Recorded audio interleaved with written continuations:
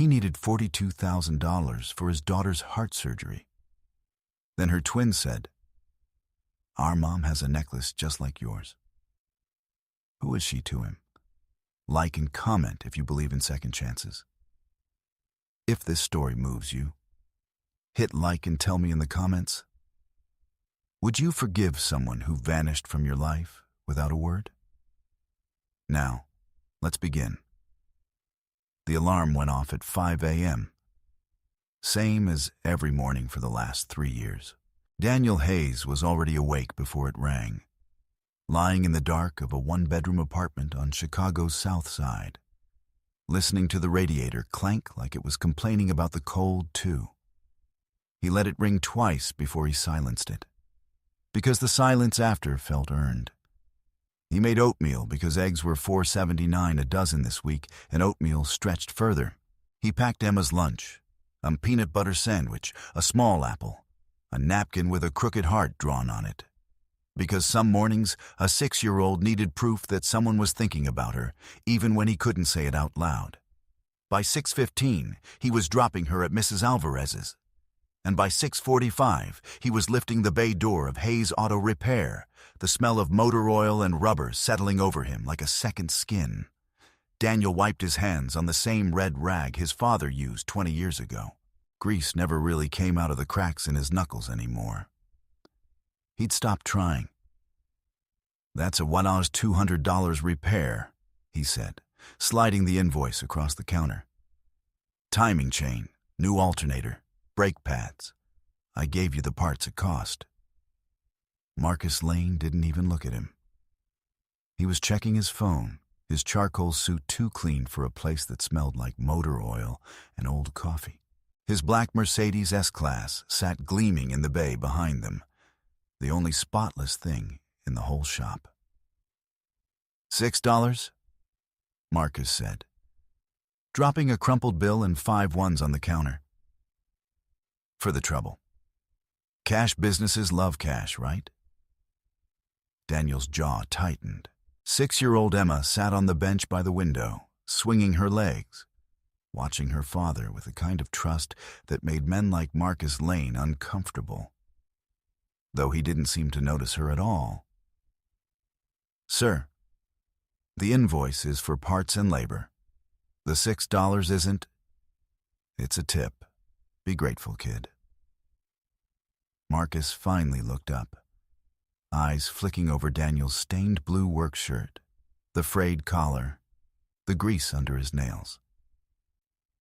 "Guys like you make a living off guys like me. Don't forget that." He walked out without another word. The Mercedes' door shut with an expensive, muffled thud, nothing like the tinny rattle of Daniel's own truck. Daniel stood there for a moment, the $6 sitting on the counter like an insult dressed up as charity. "Daddy?" Emma's small voice. "Why didn't he pay you?" Daniel folded the bills slowly, the way his father taught him to fold anything that hurt to hold. "He did, sweetheart, just not all of it." He crouched down, tucked a strand of hair behind her ear, the same gesture his own mother used to do for him, the only thing left of her he still carried. "Your grandpa used to say a man's worth isn't measured by his wallet. It's measured by what he's willing to sacrifice for the people he loves." Emma nodded like she understood, though she was 6, and 6-year-olds understand more than people think. It would be past 11 p.m. before he closed his eyes again tonight. A double shift at the shop, then 3 hours behind the wheel for a rideshare app once Emma was asleep at Mrs. Alvarez's next door. He was 17 days into a stretch of 6-day weeks, and the rent on the shop, $1,400, was due in 6 days, and he was still $9,500 short of the number that mattered more than any of it. $42,000. The cost of the surgery that would fix the whole quietly leaking life out of his daughter's heart. He didn't tell anyone that number.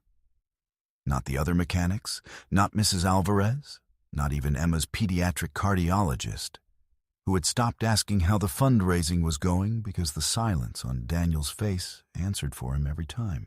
The text on his phone right now was from the surgical coordinator's office. A gentle reminder dressed up as a deadline. The kind of message that managed to be polite and devastating in the same 11 words.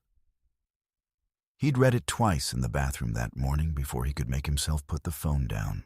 He thought about selling the truck. He'd done the math 4 times, and it never worked. Without the truck, there was no shop, no rideshare app, no way to get Emma to her appointments 3 towns over. He thought about asking his uncle in Ohio, but his uncle had buried 2 businesses already, and Daniel wasn't about to ask a drowning man for a life raft. He thought, the way he always eventually did, about his father, who used to say that worrying about money never made a man richer, only older. Tom Hayes had died at 54 with $312 in his checking account, and more friends at his funeral than the church could seat. Daniel used to think that was a kind of poverty. These days, some nights, he wasn't so sure. "Can we go to the park?" Emma asked, already halfway to the door, swinging her backpack like the morning hadn't happened at all. 20 minutes, he said. Then I've got 3 more cars waiting. Lincoln Park smelled like cut grass and the sugary trail of an ice cream truck 2 blocks over.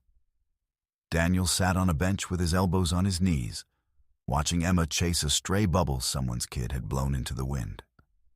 Around him, other parents scrolled on their phones or chatted in pairs. The easy kind of tired that came from a regular schedule. Not the bone-deep kind that came from running on 4 hours of sleep and a gas station coffee. He watched a father lift his son onto his shoulders without a flicker of effort, and felt his own back twinge in solidarity. 14 hours on his feet yesterday, and the day wasn't getting any shorter today. His phone buzzed again. The same reminder, refusing to be ignored twice. He didn't open it. 2 kids approached Emma near the swings. Twins, maybe 7 years old, dressed in clothes that cost more than his weekly grocery bill. Soft cotton in colors that didn't fade, sneakers without a single scuff. The boy had a gap-toothed grin. The girl held a stuffed rabbit with an actual silk ribbon tied around its neck. "Hi," the girl said to Emma. "Can we play?" Within a minute, the 3 of them were a tangled knot of giggles by the swing set. The kind of instant friendship only children manage. Daniel almost smiled. Then the boy, Max, his sister called him, wandered toward the bench where Daniel sat, tilting his head with the unfiltered curiosity only a 7-year-old has. "Hello, sir," Max said. "Our mom has a necklace just like yours." Daniel's hand moved on its own, fingers closing around the thin silver chain at his collar, the one he never took off, the one tucked under his shirt where no one ever saw it. His stomach dropped through the bench, through the grass, through 8 years of trying very hard not to remember. "What?" His voice came out smaller than he meant it to. "It's got the little key," the girl added, holding up her rabbit like it might confirm the fact. "Mom never takes hers off either. She says it's from someone special." Daniel's mouth had gone dry. There were maybe 100,000 necklaces in Chicago. There was exactly one that looked like this, with a key the size of a thumbnail and an inscription too small to read without squinting. Because he'd bought the pair himself for $12 at a flea market on Halsted Street. When he was 22 years old and so in love he thought it would last forever. "Max. Mia." A woman's voice cut across the park, polished and a little breathless. "Don't bother the nice man." Daniel looked up. The sun was behind her, and for one disorienting second, he saw only the silhouette, the way she walked, quick and certain, like every step had somewhere important to be. Then she stepped into the light, and his entire body went cold. Olivia Whitfield, 33 years old now, the kind of beautiful that magazine covers tried and failed to capture. In a cream blazer that probably cost more than his truck, her dark hair pulled back the way she used to wear it when she had nothing and nobody to impress. Around her neck, catching the afternoon sun, hung a thin silver chain with a small key pendant, identical to his. "I'm so sorry," she said to him, not yet recognizing him, her eyes scanning his face the polite, distracted way strangers do. And then stopping completely. "Daniel?" He stood up so fast the bench scraped against the gravel path. "Emma," he called, his voice cracking in a way he hated. "We have to go." "Daddy, we just got here. Now, sweetheart." He was already reaching for her hand, his heart slamming against his ribs like it was trying to escape his chest entirely. Behind him, he could feel Olivia Whitfield staring, could feel the twins' confused silence, could feel 8 years collapsing into the 3 feet of space between him and a woman he'd buried in every memory he owned. He hadn't seen that necklace since the morning she disappeared from his life without a single word. And he had spent 8 years convincing himself he never wanted to see it again. He was wrong. And the worst part, the part he'd never say out loud to anyone, not even his daughter holding tight to his shaking hand as he walked her out of the park faster than she could keep up with. The worst part was that some buried, stubborn corner of him was glad. Daniel didn't sleep that night. He lay on his back, staring at the water stain on the ceiling shaped like Ohio, running the numbers the way he always did when his mind refused to shut off. $9,500 still needed. 6 days until rent, 11 days until the surgical coordinator's final scheduling window closed, and Emma got pushed to the bottom of a list with other names and other hearts. He thought about Olivia Whitfield's face in the park, the way it had drained of color, just like his probably had, the way she'd said his name. Not a question, not really. More like something she'd been carrying in her mouth for 8 years and finally had to set down. He didn't think about the necklace. He refused to. By 7 a.m., he was back under a Civic with a blown gasket. And the work was a mercy the way it always was. A problem with a clear shape. Bolts that turned the same direction every time. A kind of honesty machines had that people rarely managed. "You look like hell," said Ray, who'd worked the next bay over for 9 years and earned the right to say so. "Slept fine," Daniel said, which was a lie Ray didn't bother arguing with. Around 11, the bell over the door rang, and Daniel slid out from under the Civic to find a woman standing in the doorway in a way that made the whole shop feel smaller. Olivia Whitfield, cream blazer traded for charcoal slacks and a blouse the color of fresh cream, her hair down now instead of pulled back, like she'd reconsidered her armor on the drive over. Behind her, idling at the curb, sat a black SUV with a driver who very deliberately did not look at anything happening inside. "Your shop," she said. It wasn't quite a question. "Has been for 6 years. Daniel wiped his hands on the rag, buying himself a second to find his footing. "You need something fixed, Miss Whitfield?" "It's Olivia." The correction came out faster than she meant it to. He could tell, and a flicker of something, embarrassment maybe, crossed her face before she smoothed it away. "And yes, the SUV's making a sound, a clicking when I turn left. CV joint, probably." He kept his voice flat, professional, the voice he used for every customer who walked through that door, because the alternative was letting 8 years of unanswered questions come pouring out in the middle of a Tuesday. I can take a look. She didn't move to leave. The shop smelled like motor oil and rubber, and the burnt coffee smell of the pot that had been sitting on the warmer since 6 a.m. She smelled like something French and expensive that didn't belong anywhere near a car bay, and for a second the two scents seemed to argue with each other in the air between them. Daniel. Her voice dropped, quieter now that Ray had wandered to the back. I need to say something. And I need you to actually hear it, not just nod until I leave. You don't owe me anything. It came out sharper than he intended. 8 years of practice at not feeling this, undone in under 90 seconds. I think I do. Her hands were folded tight in front of her, knuckles pale, manicured, soft, a stark contrast to the calluses lining his own palms. I didn't leave because I wanted to. Olivia? He said her name like a wall going up. I fixed your CV joint problem for free if you walk out that door right now, and we never talk about 8 years ago again. She almost laughed. A short, surprised sound, like the old Daniel had briefly resurfaced and caught her off guard.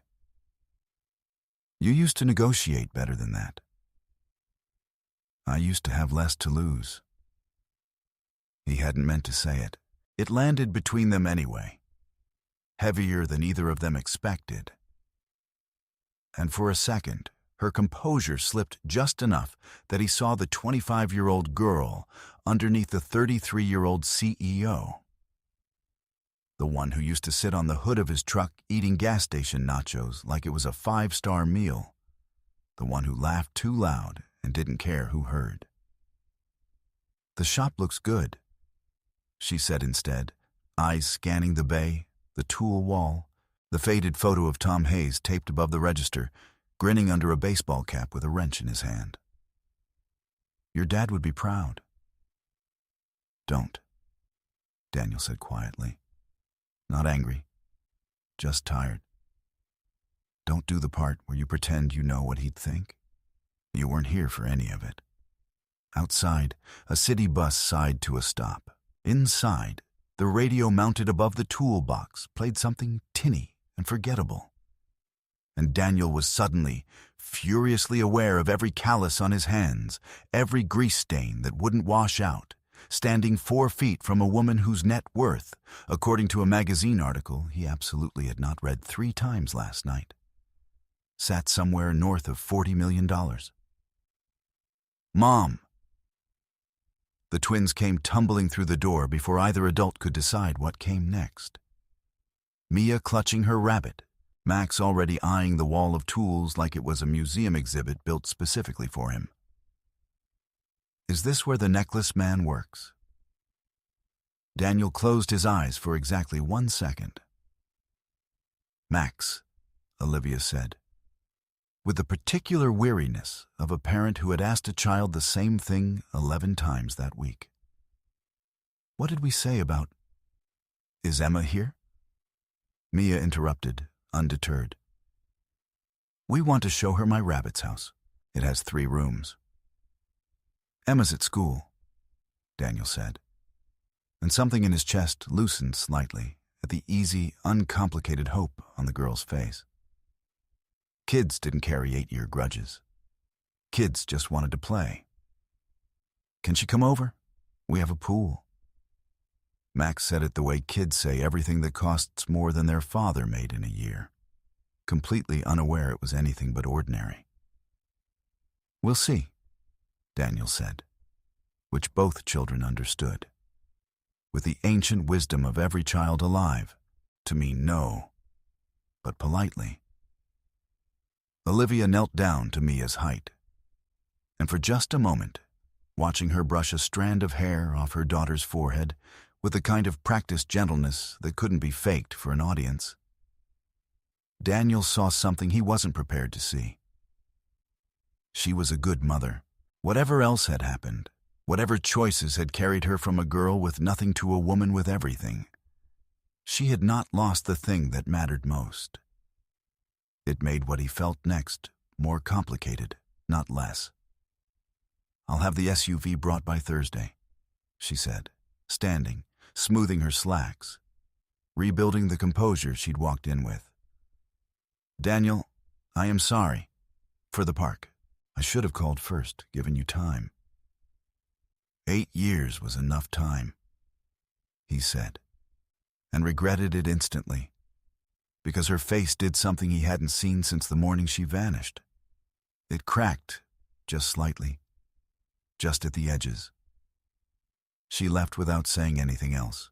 The twins waved at him from the back window of the SUV as it pulled away. 2 small hands pressed against the glass, and Daniel stood in the doorway of his shop with his father's voice in his head, clear as it had been the day he died. A man's worth isn't measured by his wallet. It's measured by what he's willing to sacrifice for the people he loves. He hadn't sacrificed anything for Olivia Whitfield in 8 years. He told himself that was the whole point. That night, after Emma fell asleep with her hand still wrapped around the stuffed dog she'd had since the hospital, Daniel sat at the kitchen table with a legal pad and did the math one more time, the way a man checks a locked door he's already checked twice. Rideshare driving, 4 extra hours a night, 6 nights a week, maybe $400 more. A payment plan with the hospital, if they'd extend one. Maybe $3,000 off the upfront number. He was still short. He was always going to be short, doing it this way. And some small, traitorous part of his brain whispered that there was a much faster solution sitting in a penthouse 40 floors above Michigan Avenue. And all he had to do was ask. He folded the legal pad shut. Pride was supposed to be a luxury he couldn't afford anymore. He was starting to think it was the only thing he had left that nobody could repossess. 40 floors up. In an apartment with views Daniel Hayes would never need a mortgage broker to explain to him. Olivia Whitfield sat on the edge of her bed, long after the twins had gone to sleep, holding a small silver chain between 2 fingers. The key pendant caught the city lights through the window, throwing a tiny gold flicker across the ceiling. She had not taken it off in 8 years. Not for galas, not for board meetings, not for the brief, miserable engagement her father had engineered 2 years ago that had ended before it began. She had told everyone who asked, and people did ask, because billionaires in cream blazers weren't supposed to wear $12 flea market jewelry, that it was sentimental, a reminder of simpler times. She had never told anyone what it actually unlocked. She remembered the day he'd given it to her, sitting on a park bench not unlike the one he'd sat on yesterday, his hands stained with the same grease, grinning like he'd just handed her the deed to a kingdom instead of $12 worth of flea market silver. It doesn't open anything, he told her, except maybe me.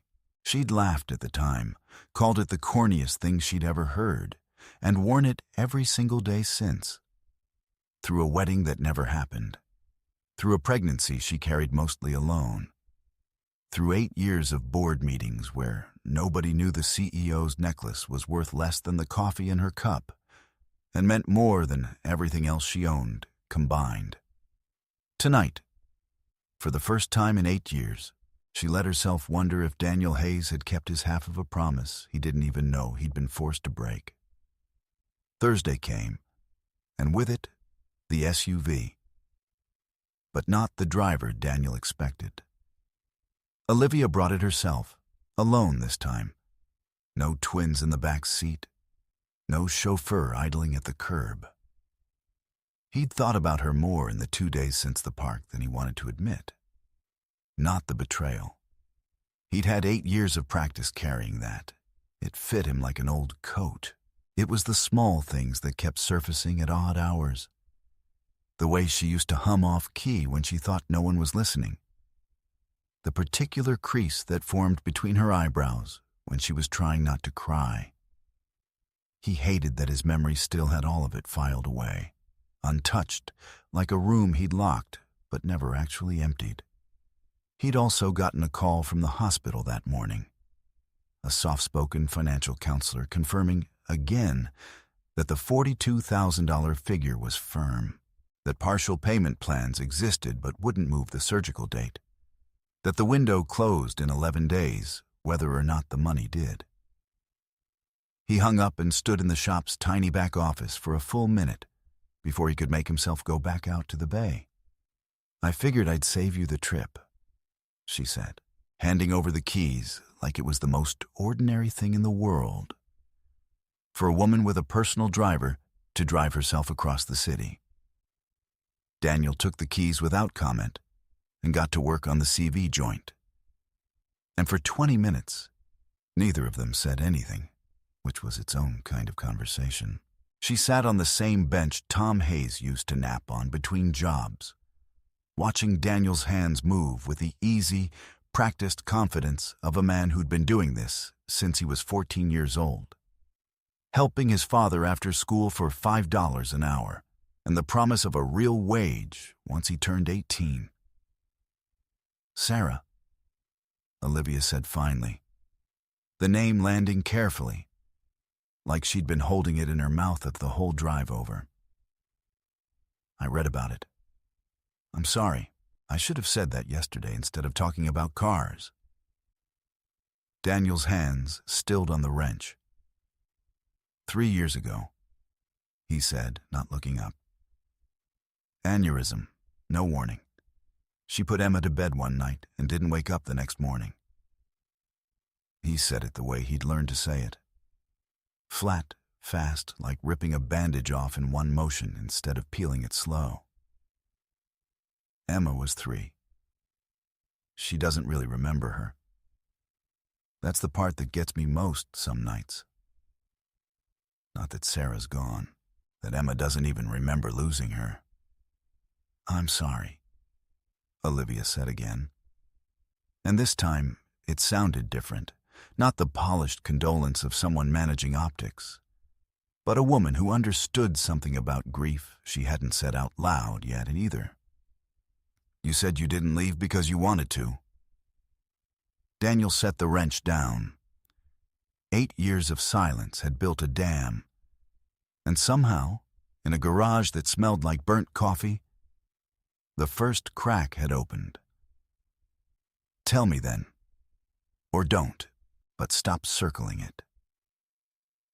Olivia was quiet for a long moment, twisting the key pendant between 2 fingers, the same nervous gesture Daniel remembered from 100 ordinary days that felt like another lifetime now. "My father found out," she said.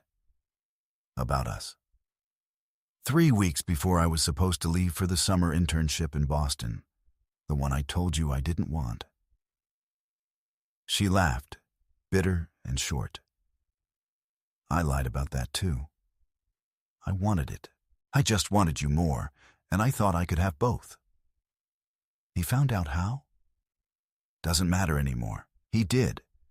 And Gerald Whitfield doesn't yell, Daniel. He just makes things disappear. My phone got lost for 2 weeks. The letters I wrote you, and I wrote so many, I have no idea if you ever got even one, went through a company mailroom that reported directly to him. By the time I figured out what was happening, I was in Boston. And you'd stopped writing back, and I told myself that meant you'd moved on. It was easier than admitting my own father had erased you out of my life like a line item on a budget."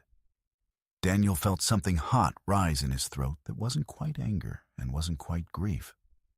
Something that had been waiting 8 years for a name. "I wrote you 11 letters, he said quietly. "I drove to your dorm in Boston once, on a weekend I couldn't afford the gas for. Some guy at the front desk told me you'd asked not to be disturbed by, and I quote, unscheduled visitors. I didn't know that was your father's idea of a wall until just now." Olivia's hand went to her mouth. "I never asked that. I never knew anyone came." For a moment, the shop was silent, except for the radio, still playing something tinny nobody was listening to, and the distant hum of traffic outside. 2 people who'd spent 8 years building entirely different versions of the same heartbreak, finally comparing notes and finding out neither version had been true. "Why are you telling me this now?" Daniel asked. "Because my children walked up to a stranger in a park and told him my necklace matched his," Olivia said.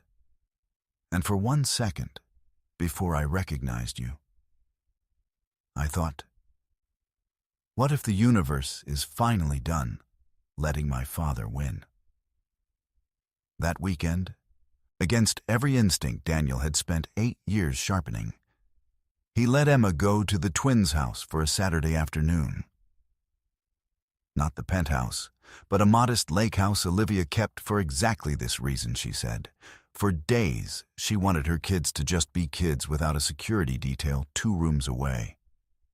Emma came home with sunburned cheeks and a story about a pool with a rope swing. And Mia's rabbit had its own actual dollhouse, and Max had shown her how to skip rocks, even though hers always sank, and... "Daddy, did you know Mia's mom makes the best grilled cheese? Better than yours, no offense."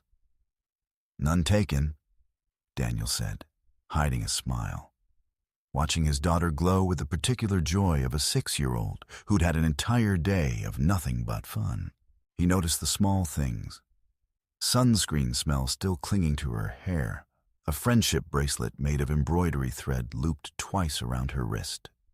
The easy, unself-conscious way she'd already started talking about Max and Mia like old friends, instead of 2 kids she'd known for 9 days. 6-year-olds didn't carry suspicion the way adults did. They just collected people who made them laugh. Olivia had stayed in the kitchen most of the afternoon. She told him later when she dropped Emma off. Because watching 3 kids who'd known each other less than a week build a fort out of couch cushions felt like watching something fragile and important happening too fast to interrupt. She didn't say what she really meant, that watching Emma laugh that easily, that whole, made something in her chest twist with a longing she didn't have a word for yet. "She's wonderful," Olivia said, standing in Daniel's doorway as the streetlights flickered on outside. "You did that. Just you." "Had some help," Daniel said, "from a woman who isn't here to take credit for it." "I didn't mean..." "I know what you meant."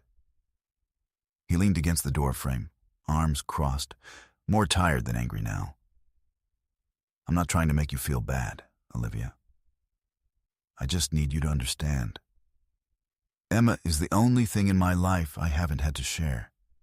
Haven't had to negotiate, haven't had someone with more money try to take from me. I'm careful with her. I have to be. I'm not trying to take anything." Her voice was quiet, almost raw.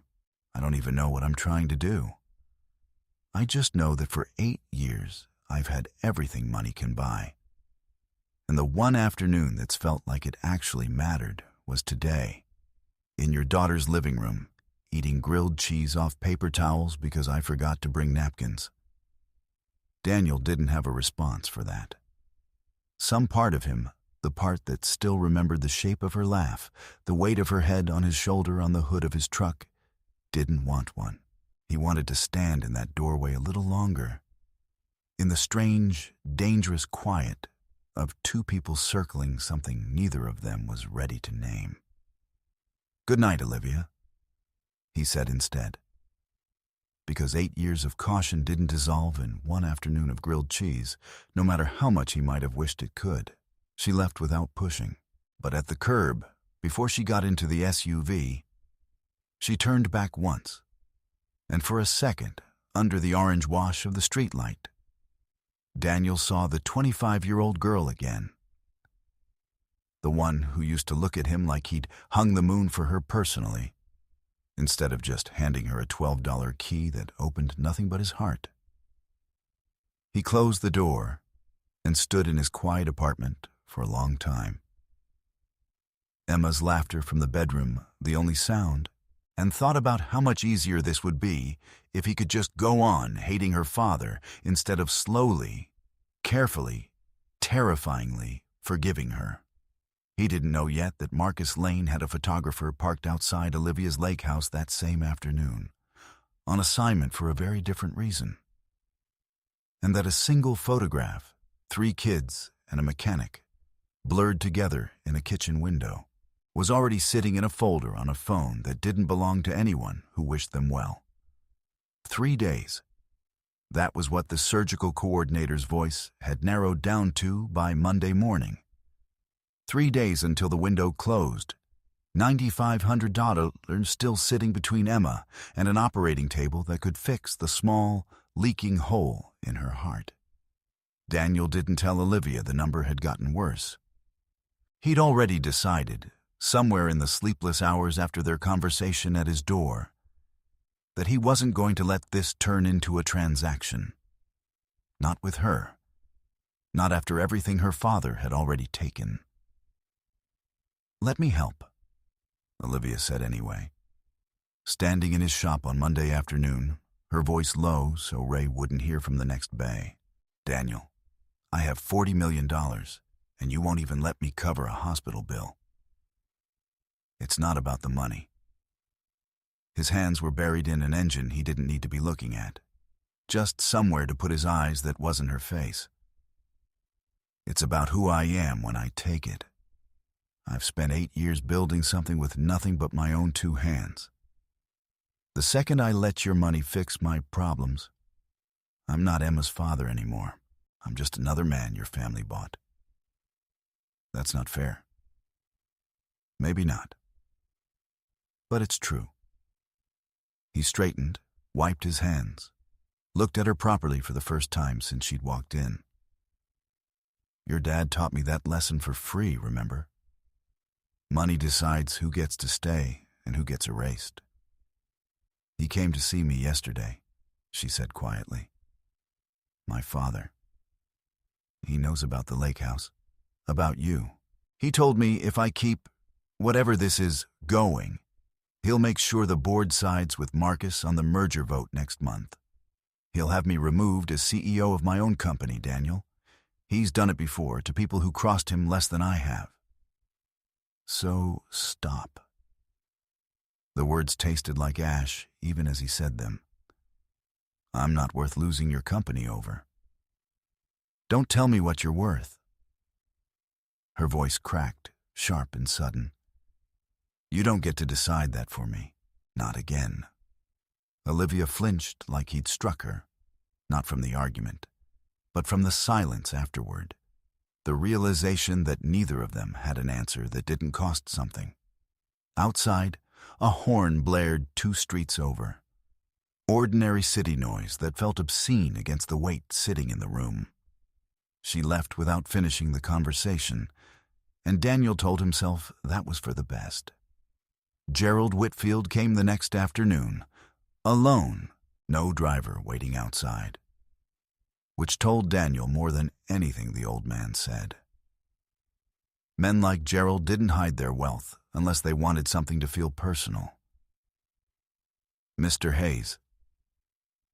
Gerald didn't offer a hand. He looked around the shop the way a man inspects something he's already decided to demolish. "I'll be brief. Whatever my daughter thinks she owes you, she doesn't. You were a mistake she made at 25. I fixed it once. I'll fix it again." "You didn't fix anything," Daniel said, setting down his wrench slowly, deliberately, because his hands wanted to do something else entirely. "You just made sure 2 people who loved each other never found out why they lost everything." "Love." Gerald said the word like it tasted bad. "Love doesn't run a $40 million company, son. Love doesn't sit on a board. You have nothing to offer her except a daughter with a hospital bill and a shop that smells like failure. Walk away now, and I'll make sure that bill disappears by Friday. No strings. Consider it a kindness." Daniel's jaw tightened, but his voice came out steady. Steadier than he felt. "I buried a father who had $300 to his name, and more people who loved him than your whole board combined. I'll take my chances on what love's worth, Mr. Whitfield. You can keep your kindness. Gerald's expression didn't change. But something behind his eyes did. A flicker, gone as fast as it appeared. He left without another word, and Daniel stood alone in the bay for a long time, his heart hammering with something that felt, for once, less like fear and more like resolve. That night, 3 buses and a 45-minute commute later, Daniel picked up Emma from Mrs. Alvarez's and found her at the kitchen table with a drawing. 2 stick figures in a yard, one tall, one small, holding hands under a sun with a smiling face. "Who's this?" he asked, sitting across from her. "That's you and me," Emma said, then pointed to 2 smaller figures off to the side. "And that's Max and Mia. They don't have a dad. Mia asked their mom once, and she got sad and didn't answer." Daniel's chest tightened. "Sometimes," he said carefully, "things are complicated for grown-ups in ways that aren't anybody's fault." "Is it complicated for you and Mia's mom?"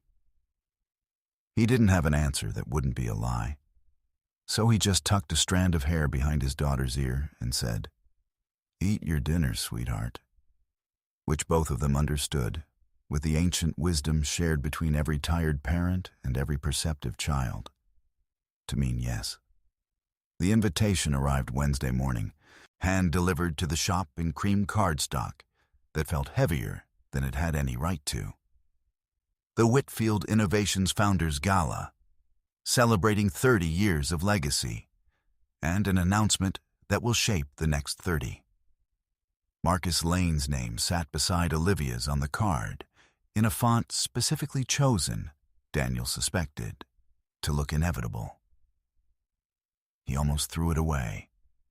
Then he saw the small handwritten line at the bottom, in ink, not print. "Come, please. I need you there when I say what I'm about to say." Oh. He didn't know what she was planning.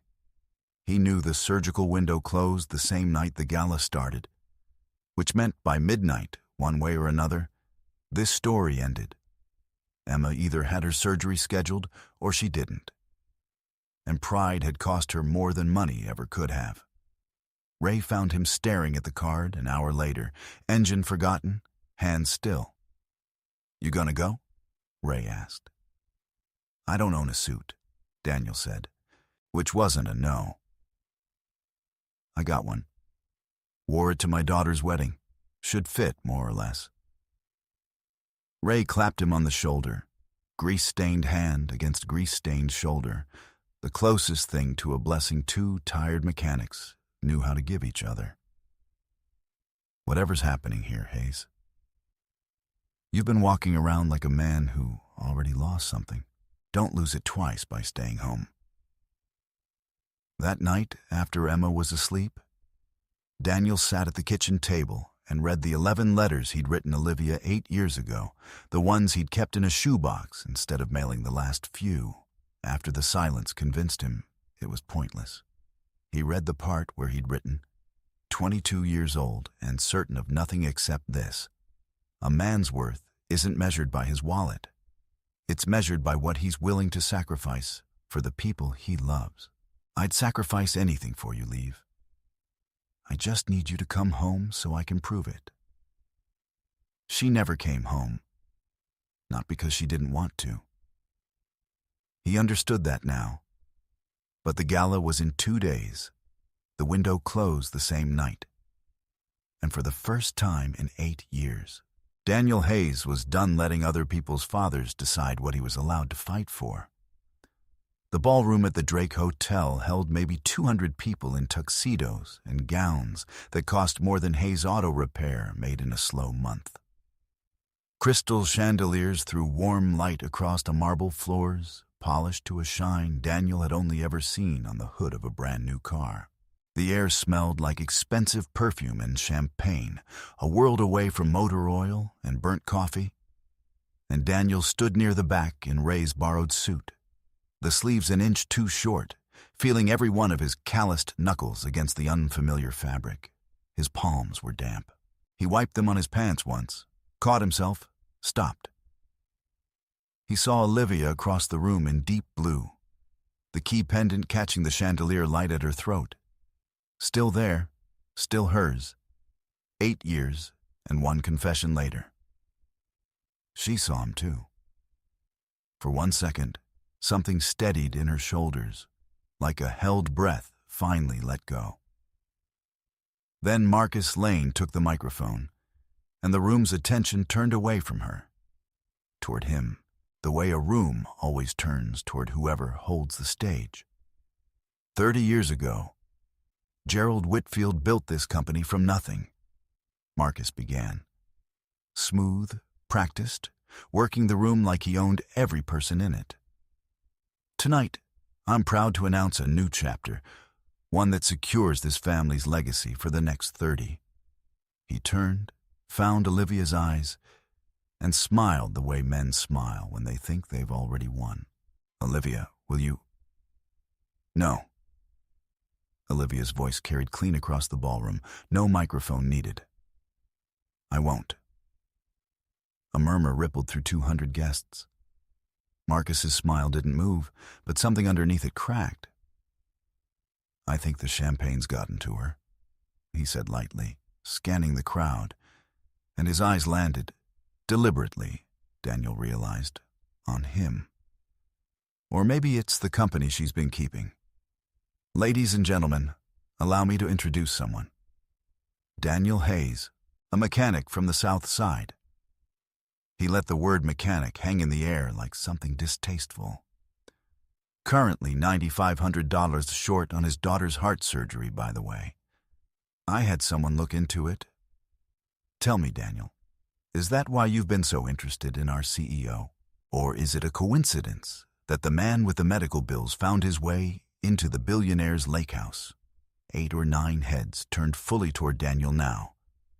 Board members, donors, a reporter near the bar, lowering her phone to film. Daniel felt the old, familiar heat of shame climb his neck, the same heat from the $6 tip, multiplied by 200 witnesses instead of 1. For 1 breath, he thought about leaving. His feet had already half turned toward the door, the old practiced instinct of a man who'd spent his whole life slipping quietly out of rooms that weren't built for him. Then he thought about Emma's drawing on the kitchen table. 2 stick figures holding hands under a smiling sun, and about his father's voice in the back of every hard decision he'd ever made. And he turned back around and walked forward instead. Past the donors, past the reporter with her phone half raised, past 200 strangers who had already decided, just from the cut of his suit, exactly what kind of man he was. You're right, Daniel said, loud enough for the room, his voice steadier than he expected. I'm a mechanic. I clean engines for a living. My hands are stained with grease that doesn't wash out. And I'm $9,500 short on a surgery my 6-year-old daughter needs in 3 days. And I am not ashamed of 1 single word of that. Silence settled over the ballroom. The particular silence of 200 people who don't know yet whether to be moved or embarrassed.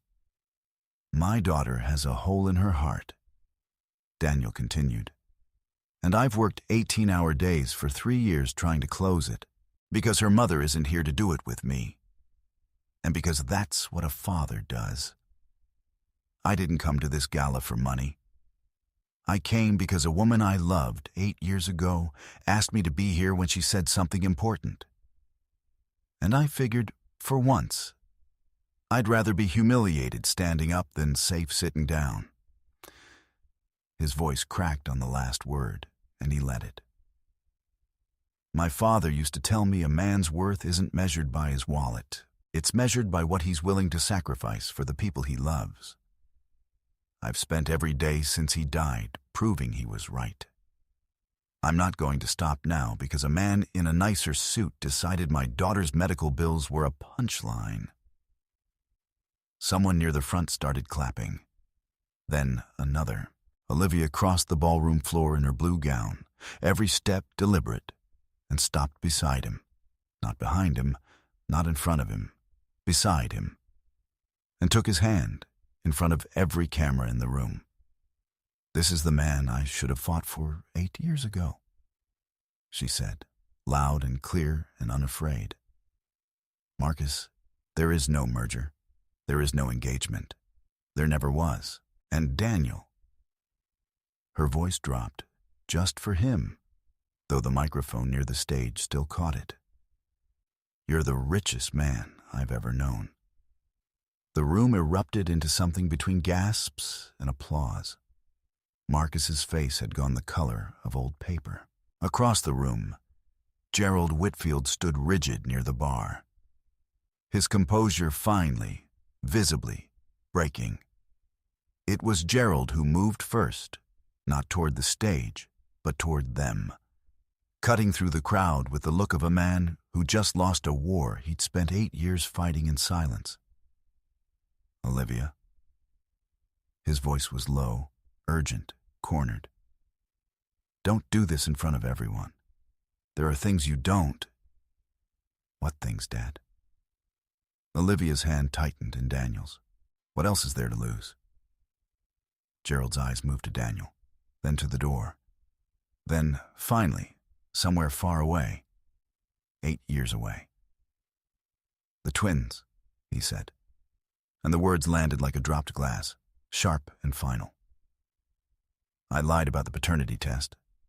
I told you it came back inconclusive because I couldn't risk you tying yourself to him forever. Max and Mia aren't a coincidence, Olivia. They never were." The chandelier light seemed to go very still. Daniel heard his own heartbeat before he heard anything else. "They're his," Gerald said. For a long moment, nobody in the ballroom moved. 200 people who had come for champagne and an announcement were instead watching a man learn he had children he never knew existed live in front of all of them.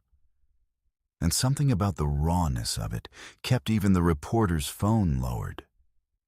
"Say something else," Olivia said to her father, her voice shaking now, the composure of 33 years finally giving way.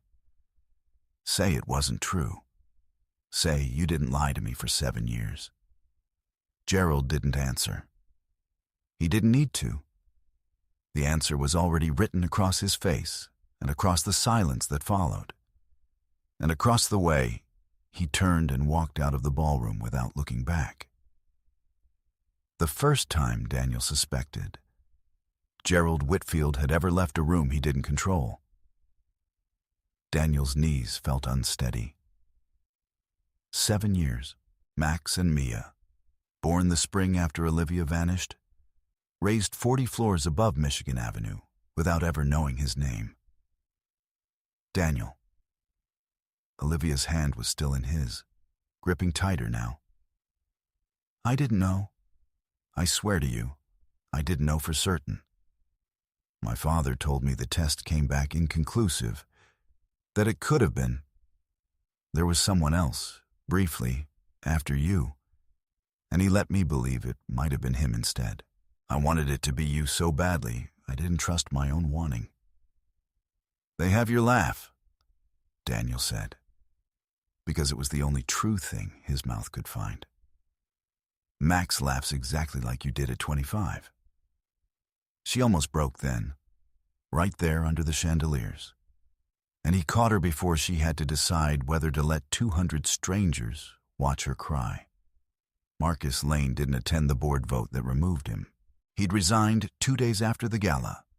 Once the video reached 11 million views, and 3 separate news outlets ran stories asking exactly how a company chairman had known the precise dollar amount of a stranger's medical debt. Daniel never learned, and never asked, how Marcus had gotten that number.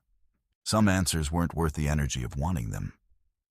The hospital called the next morning, not about money, but about the gala. A clip of Daniel's speech had reached 3 million views overnight.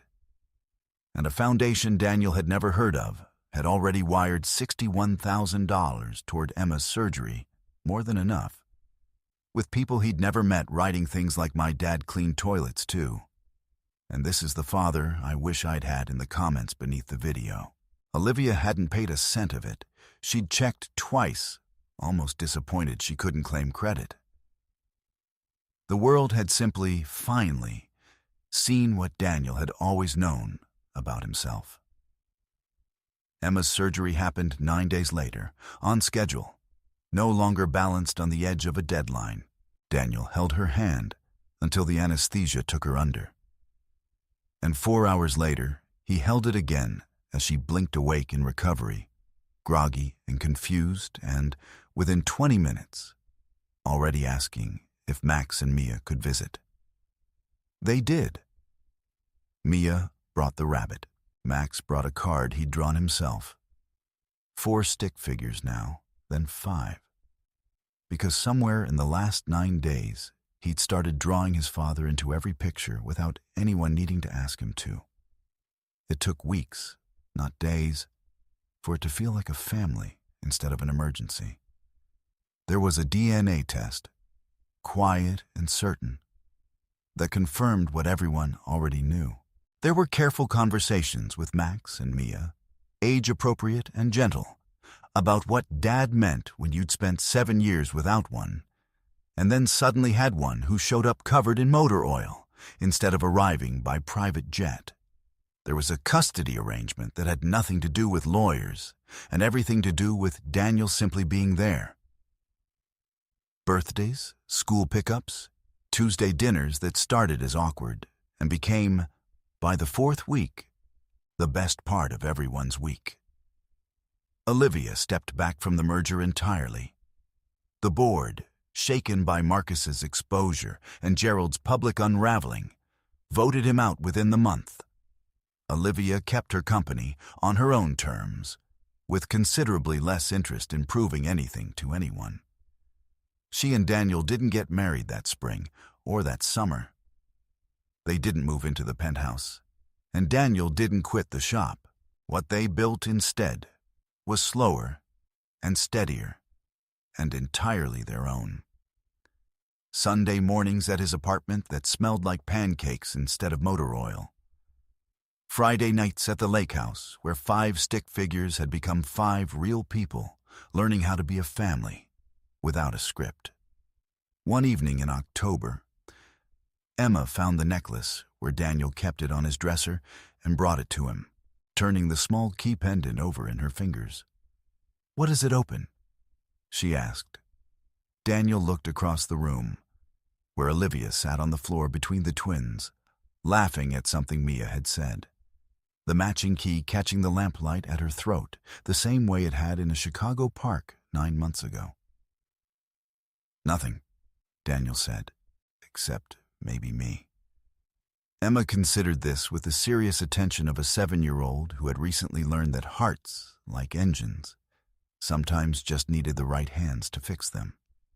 Then she smiled, climbed into his lap, and said the thing she'd been saying since she was small enough to believe it completely. "You're the richest man I know, Dad." He believed her now in a way he never quite had before. Not because the money had finally come, but because for the first time in 8 years, nothing he loved was missing. Somewhere south of Michigan Avenue, a small auto shop still smelled like motor oil and burnt coffee, and a faded photo of Tom Hayes still hung above the register, grinning under his baseball cap. Daniel kept working there 6 days a week, same as always, because dignity had never been about the size of his bank account. It had been about showing up, hands open, for the people who needed him most. He just never imagined, 8 years ago in a city park, how many people that would eventually turn out to be.